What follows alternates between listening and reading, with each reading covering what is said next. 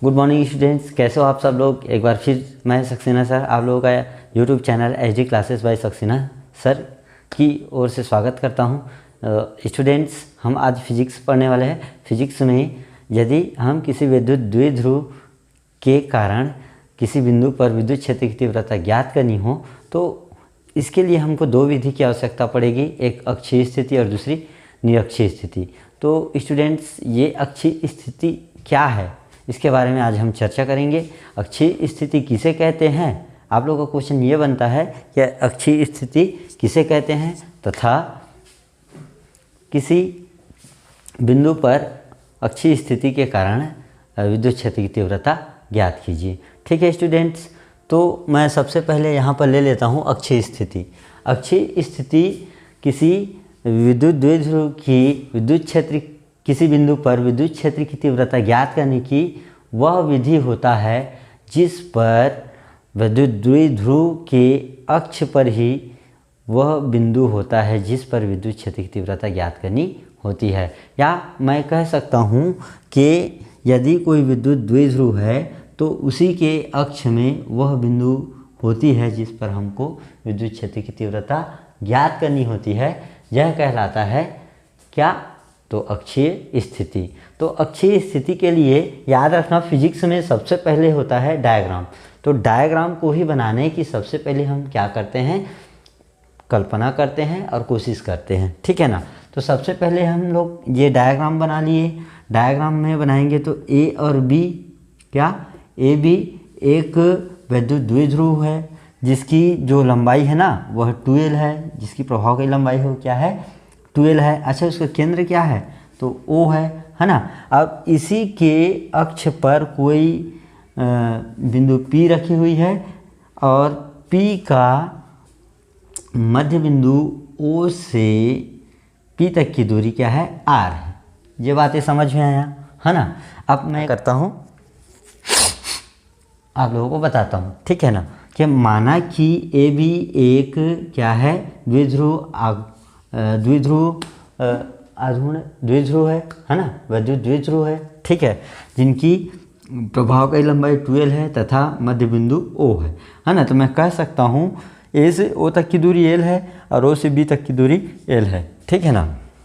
उसके बाद O से R दूरी पर कोई बिंदु P है जिस पर विद्युत क्षेत्र की तीव्रता ज्ञात करनी है। ठीक है ना। अच्छा, एक बात और, यहाँ पर एक मिसिंग हुआ है, इसमें होता है Q1, यहाँ पर क्या होगा Q माइनस आवेश और यहाँ पर क्या होगा Q प्लस आवेश। ठीक है ना। तो बिंदु P पर विद्युत क्षेत्र की हमको क्या करना है, ज्ञात करना है ना।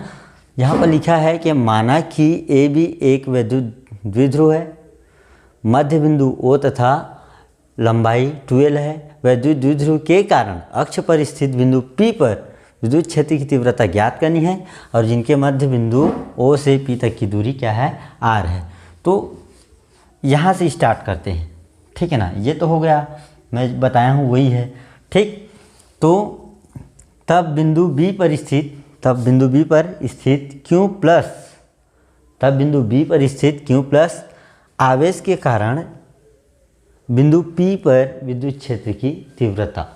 ठीक, तो क्या हो जाएगा, बिंदु P पर विद्युत क्षेत्र की तीव्रता है ना।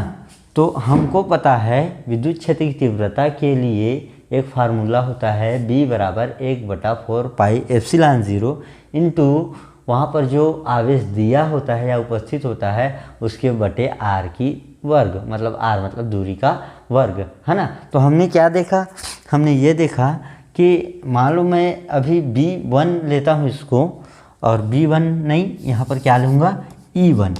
ठीक है, तो कह सकता हूँ बिंदु B पर Q प्लस आवेश के कारण है ना, बिंदु P पर विद्युत क्षेत्र की तीव्रता, तो E1 equal to 1/4 pi epsilon 0 into Q small Q जो आवेश को डिनोट कर रहा है। ठीक है ना, अपान BP का स्क्वायर। मैं BP का स्क्वायर इसलिए क्यों किया हूँ क्योंकि यहाँ से यहाँ तक की दूरी है इसकी। ठीक है ना, ये बातें समझ में आया होगा आप लोगों को। अच्छा, बी पी के स्क्वायर है, बी पी दिशा में ही, ठीक है ना।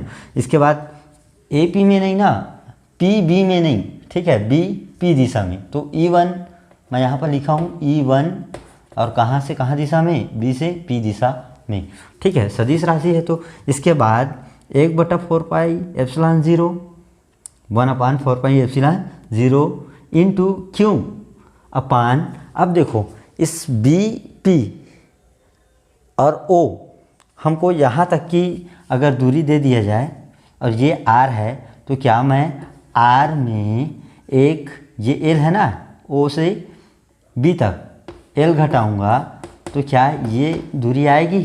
तो बोलोगे हाँ सर ये आएगी ही। तो मैं ओ पी से माइनस ओ बी घटाया का वर्ग किया, ठीक है ना। तो क्या आ जाएगा, ये आर माइनस एल का स्क्वायर, और इसी को मान लेते हैं समीकरण क्या, फर्स्ट, है ना। ये बातें तो आप लोगों को क्लियर समझ में आ गया होगा कि भैया E1 बराबर 1/4 pi epsilon 0 into Q upon in the bracket r minus L का होल स्क्वायर, ठीक है। This is equation number 1। अब इसके बाद इसी प्रकार हम कह सकते हैं कि बिंदु ए पर स्थित माइनस क्यू आवेश के कारण बिंदु बी पर विद्युत क्षेत्र की तीव्रता, ठीक है। तो जब इसको मैं E1 लिया था तो यहाँ पर E2 ले लिया, ठीक है। तो E2 में क्या हो जाएगा, 1/4 पाई एप्सिलॉन 0, देखिए इधर ध्यान दीजिए, थोड़ा इधर ध्यान दीजिए, है ना। क्या लेंगे, E2 equal to 1/4 pi epsilon 0, ठीक है, इंटू क्यू अपान, अब यहाँ पर क्या आएगा, तो यहाँ पर आएगा R प्लस एल। क्यों आएगा R प्लस एल, ये तो R हो गया और प्लस यहाँ से एक एल है, तो R प्लस एल का होल स्क्वायर। ये बात तो आपको समझ में आ गया होगा, ठीक है ना।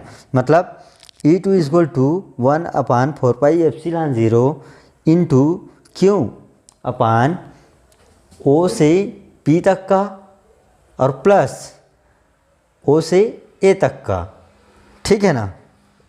बातें समझ में है ना।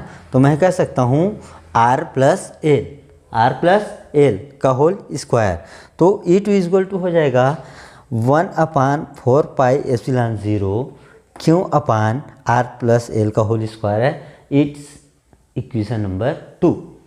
यह एक क्या है, समीकरण 2 है, ठीक है। अब मैंने क्या किया, परंतु परिणामी तीव्रता, परंतु मेरे को क्या निकालना है, परिणामी तीव्रता टोटल E निकालना है ना। तो E निकालनेंगे तो यह धनात्मक है तो पहला रहेगा, ये ऋणात्मक है तो दूसरा रहेगा। तो धनात्मक में ही तो ऋणात्मक को घटाएंगे, ठीक है ना। ये बातें समझ में आ रहा है। तो E1 माइनस E2, तो यहाँ पर यदि हम इक्वेशन नंबर 1 और 2 से समीकरण का मान रखते हैं तब E इक्वल टू आएगा, क्या आएगा, 1/4 pi epsilon 0 into Q upon R minus L का स्क्वायर होल स्क्वायर, ठीक है ना, और minus 1/4 pi epsilon 0 into Q upon R plus L का होल स्क्वायर, ठीक है। अब देखो यहाँ पर इन दोनों में क्या है, इन दोनों में कॉमन है क्यू और 4 पाई एप्सिलॉन 0। तो मैं क्यू और 4 पाई एप्सिलॉन 0 को क्या कर दिया, बाहर निकाल दिया।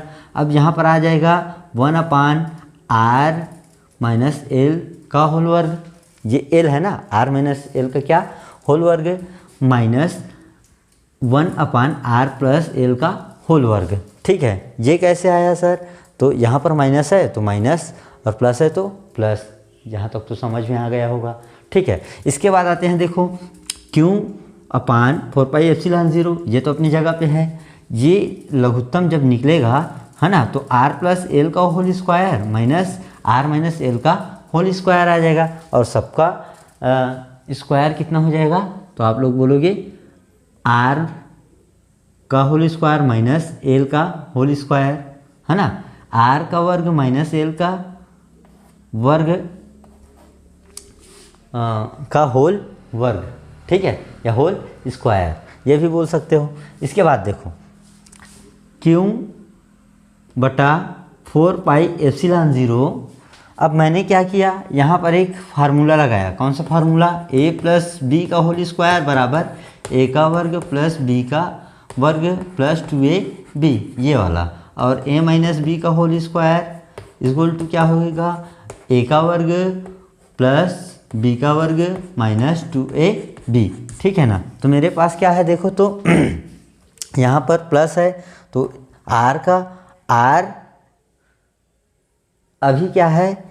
a के समान है और l क्या है? b के समान है, ठीक है ना। तो मैं कह सकता हूँ r का वर्ग plus 2rl 2ab plus l का वर्ग minus in the bracket r का वर्ग माइनस 2rl प्लस l का वर्ग ब्रैकेट क्लोज्ड का अपान क्या हो जाएगा आप लोगों का? r का स्क्वायर माइनस l का स्क्वायर अपान का पावर होल वर्ग क्या स्क्वायर, ठीक है। इसके बाद क्यों अपान 4πε0, क्यों अपान 4πε0। यहाँ से क्या हुआ, तो जब ये चिन्ह परिवर्तन होगा तो ये और ये कट गया, माइनस प्लस माइनस, ये प्लस में कट गया ना। अच्छा 2πrl और ये माइनस और माइनस प्लस हो जाएगा तो 4rl हो गया, पाई नहीं है इसमें, 4rl हो गया। अच्छा ये l और ये l भी कट गया क्योंकि माइनस और प्लस का गुणा होता है माइनस, और यह किसमें? प्लस में। तो मैं लिख सकता हूँ Q upon 4πε0 in the bracket 4rl upon r का स्क्वायर माइनस l का स्क्वायर का होल स्क्वायर, ठीक है ना।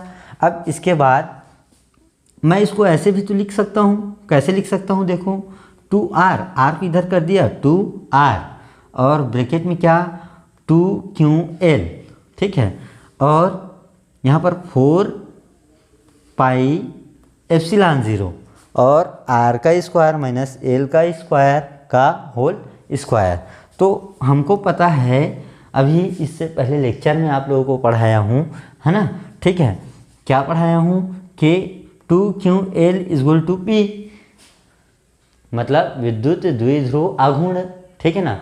p इक्वल टू विद्युत द्विध्रुव आघूर्ण, ठीक है ना। तो मैं क्या यहाँ पर लिख सकता हूँ कि 2pr अपान 4πε0 और इन द ब्रैकेट r का स्क्वायर माइनस l का स्क्वायर का होल स्क्वायर। और यही हमारा समीकरण 3 है। और अक्षीय स्थिति में किसी विद्युत द्विध्रुव के कारण किसी बिंदु पर विद्युत क्षेत्र की तीव्रता ज्ञात करने के लिए, ठीक है ना।